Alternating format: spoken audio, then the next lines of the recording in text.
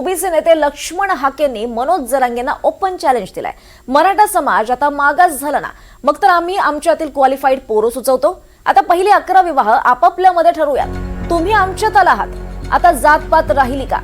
पाटील 96 कोळी क्षत्रिय तुम्ही राहिले का?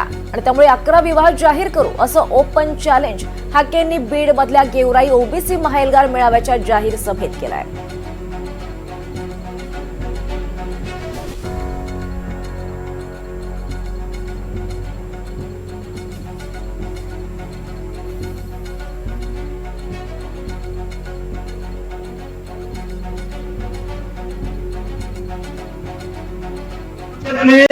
क्वालिफाईड आम्ही 11 पोरं सुचवतो। ऐका हो, आता पहिल्यांदा 11 विवाह आपल्यामध्ये करूया। आता तुम्ही आमचं काय का नाही, 11 विवाह केले पाहिजेत की नाही केले पाहिजे? आता हे जात पात्र राहिले का? आता सगळे सोयरे राहिले का? आता पाटील 96 कोळी क्षत्रिय काय राहिले का? आता पहिल्यांदा 11 विवाह जाहीर करा।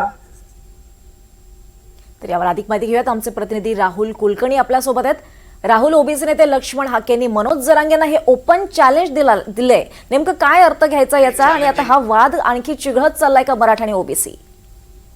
असं आहे की लक्ष्मण हाके यांचा अभ्यास चांगला आहे, त्यांचं वाचन पण चांगलं दिसतं मला, आणि त्यामुळे त्यांना ह्याची कल्पना आहे की महाराष्ट्रामध्ये क्षत्रिय कुटुंबामध्ये विवाह होण्याची काही नवीन गोष्ट नाहीये।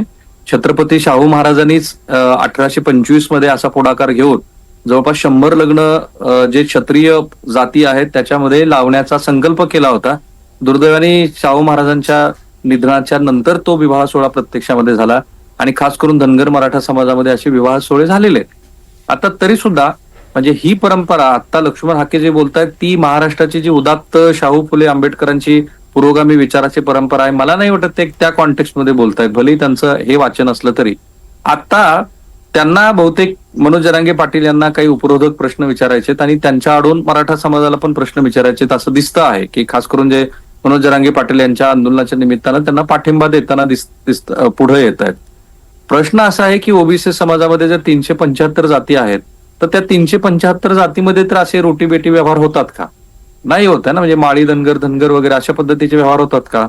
पण ती सामाजिक जी काही जाती भिंतीच्या आपली जी आजची पोलादी पकड आहे ती कायम असताना आता मराठा समाज हा ओबीसी आरक्षणामध्ये आल्यामुळं ह्या निमित्तानं जे वेगवेगळे प्रश्न उपस्थित केले जात आहेत त्यापैकी हा एक प्रश्न आहे जो लक्ष्मण हाके यांना अपेक्षित आहे। कारण आता बघा, काल 17 गॅझेट संदर्भामध्ये अंमलबजावणीचं सरकारचं जे धोरण आहे त्या धोरणातले काही निकष मी पाहिले तर ते हे बघितलं जात आहे, किंवा हैदराबाद गॅझेटमध्ये पण तो निकष असणार आहे की कुणबी कुटुंबाच्या चालीरीती रोटी बेटी व्यवहार हे होतात की नाही हे बघितलं जाणार आहे हैदराबाद गॅझेट प्रमाणे। पण ते मराठा समाजातल्याच कुणबींच्या नोंदी तपासण्यासाठी ते केलं जाणार आहे, चालीरीती, शेती भाती आणि रोटी बेटी व्यवहार।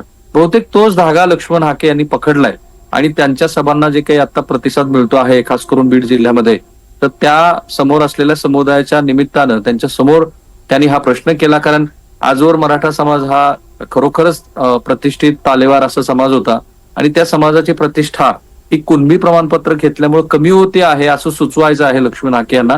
पण असे प्रश्न उपस्थित करून त्यांनी संवाद साधला जाईल का ह्याबद्दल माझ्या मनात संशय आहे। जेव्हा केव्हा मनोज जरांगे पाटील याच्यावरती काही बोलतील तर त्याबद्दल आपण विश्लेषण करू। पण हा इतिहास आहे महाराष्ट्रामध्ये की क्षत्रिय कुटुंबामध्ये विवाह सोहळे झालेले आहेत। दीपाली, निश्चितच राहुल, त्यामुळे आता जरांगे यावर नेमकं काय उत्तर देतात हे पाहणं महत्त्वाचं ठरणार आहे।